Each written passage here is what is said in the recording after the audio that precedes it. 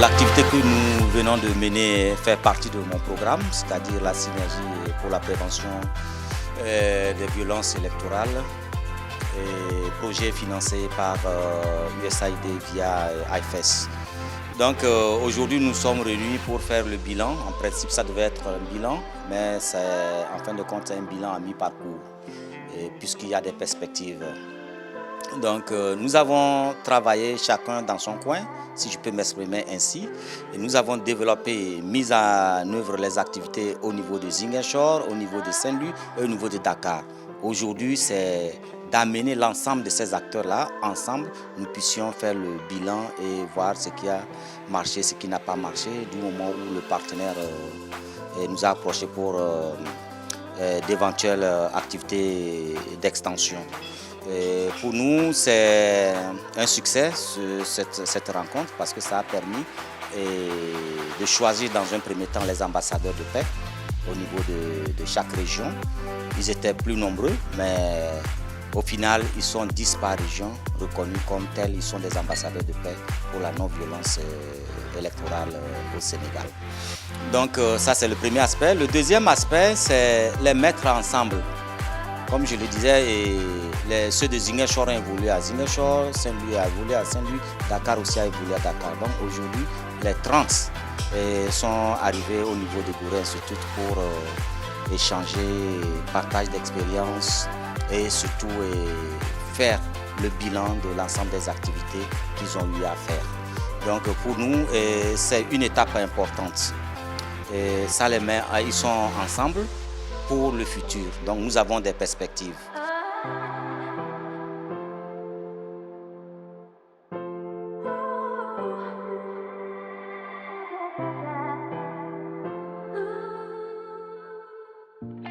Nous avons travaillé avec des jeunes qui ont été coachés par des jeunes, c'est-à-dire les points focaux, et les formateurs que nous avons cooptés pour les former aussi. Donc nous avons fait chemin ensemble depuis le début jusqu'à ce jour. Donc c'est une satisfaction totale en tant que responsable de programme. C'est une joie qui m'anime. Et quand je revois les jeunes qui ont traversé la mer depuis Ziguinchor à travers le bateau pour arriver sur l'île ici, c'est vraiment impressionnant.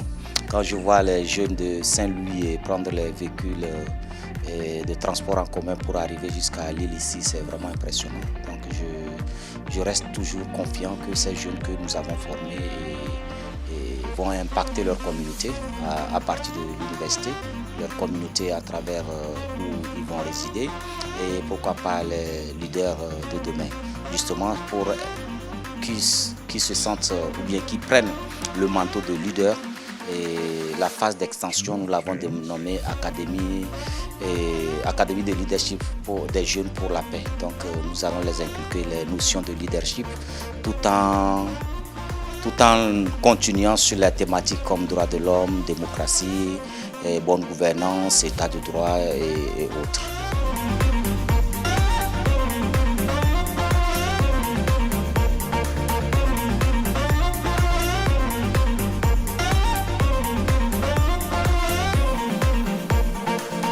Le projet PAVE, en anglais ça veut dire People Against Violence in Election, donc les personnes contre les violences dans les élections. C'est un projet que IFES, mon organisation, a déjà déroulé dans plusieurs pays dans le monde, mais c'est la première fois qu'on le met en œuvre dans un pays de l'Afrique de l'Ouest et en plus dans un pays francophone.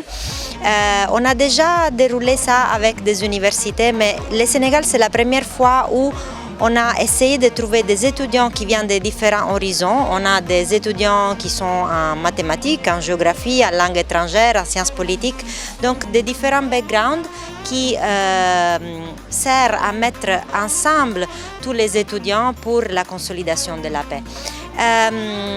Depuis le début de ce programme, on a d'abord formé ceux qui sont les ambassadeurs de paix, donc 180 personnes, c'est l'Egoré ici qui les a formés en réalité avec le support de IFES et de USAID. Et la partie la plus importante du projet, je crois que c'était la mise en œuvre des initiatives de paix.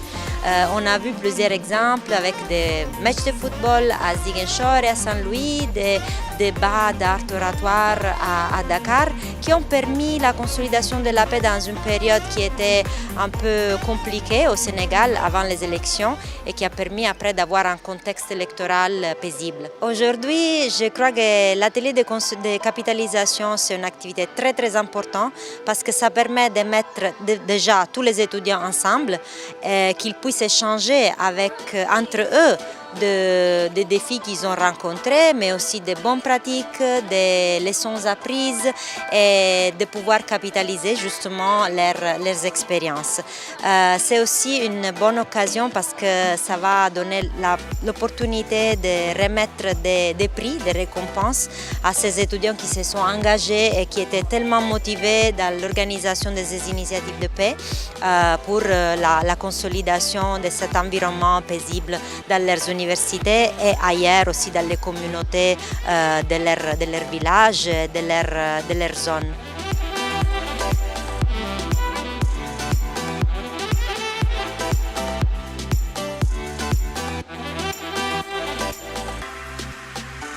Après notre formation, on a eu à organiser quelques activités pour lutter contre la violence en période électorale. Parmi ces activités, nous avons organisé un tournoi de football, mais aussi une compétition de plaidoirie. On a profité de ces tournois de football pour passer des messages de sensibilisation, pour vraiment sensibiliser la population estudiantine par rapport à la violence en période électorale. Concernant les impacts qu'ont eu ces activités, je peux dire qu'on a un peu contribué à apaiser la situation du campus, étant donné que nous étions dans une période un peu sombre avec le décès de notre camarade. Les activités qu'on a organisées ont un peu contribué à calmer la situation dans le campus. Mais on en a aussi profité pour sensibiliser bon nombre de personnes puisque nous avons eu plus de 2100 participants lors de nos différentes activités. Pour moi, c'était une formation vraiment très aboutie qui nous a permis au retour de faire nous aussi notre activité de descendre sur le terrain, de sensibiliser les étudiants en tant qu'étudiants, de sensibiliser les autres étudiants sur la violence, sur comment faire pour éviter la violence en temps électoral. Pour moi, c'était une chose très très importante. Ça veut dire aussi que cette activité a été élargie au plan national avec les 3 universités, Ziguinchor, Dakar et Saint-Louis.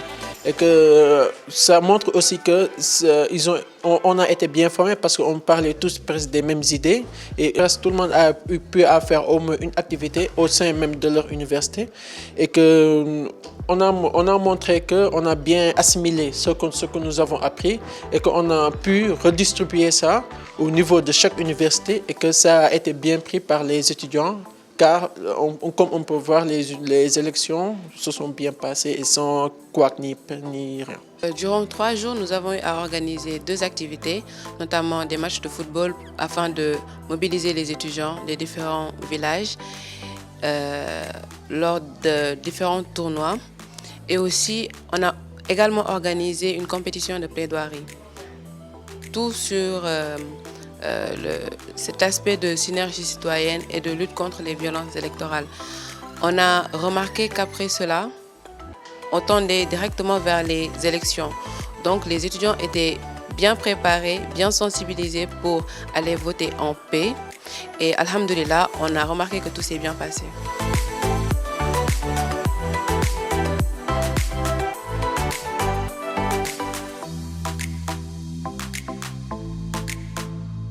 Par rapport à l'activité de capitalisation, je dirais qu'on a beaucoup appris puisqu'on a vu des gens compétents dans leur domaine. On a vu d'autres formateurs différents de ceux qu'on avait à l'UGB. On a aussi beaucoup discuté avec le directeur. Et c'était aussi une joie de retrouver nos camarades de Ziguinchor et de Dakar, étant donné qu'on ne discutait que à travers les réseaux. Et c'était un plaisir de les rencontrer pour de vrai. Et je salue cette initiative de Golden Institute et de la IFES, puisque dans un continent ou un pays rempli de jeunes, crois qu'il n'y a pas meilleure initiative que de former des jeunes pour sensibiliser les jeunes. On a reçu nos diplômes d'ambassadeurs. Maintenant, on est tous des ambassadeurs. En tant qu'ambassadeur, on doit porter le projet de la paix. Porter le projet de la paix dans chaque université et que les perspectives qui nous attendent, c'est de sensibiliser encore et d'organiser d'autres activités sur un secteur beaucoup plus élargi, peut-être au niveau des élus, mais aussi dans d'autres horizons comme dans des communes ou bien dans d'autres.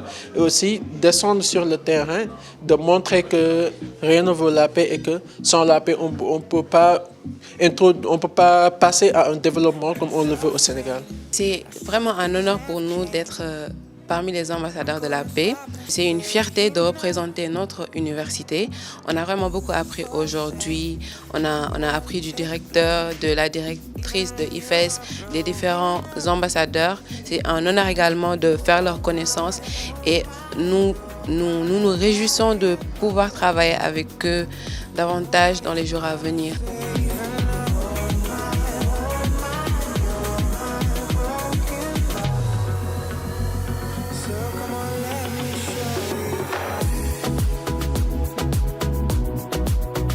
Le projet va continuer jusqu'à novembre, voire en décembre.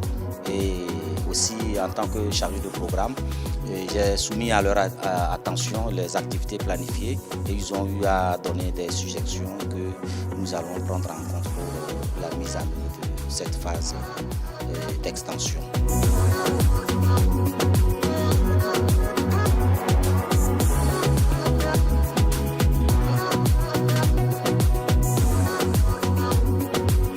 La bonne logique, c'est de dire qu'il ne doit pas y avoir une seule once de violence, un seul espace où on peut constater de la violence et surtout toutes les composantes de la société, que ce soit les autorités politiques, les autorités publiques, les forces de l'ordre, les populations et particulièrement la frange la plus importante dans ce pays en nombre et en qualité, les jeunes doivent se donner la main dans la main pour pouvoir travailler à l'émergence d'un Sénégal qui promeut la paix et qui fait en sorte qu'à sortir de chaque élection, on n'ait pas à décompter aussi bien des bulletins de vote que des décès ou des blessés en grand nombre. Et c'est ça le vrai enjeu et c'est ça que Gorée Sud et ses partenaires ont compris.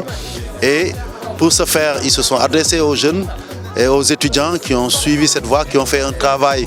On a vu les statistiques remarquables.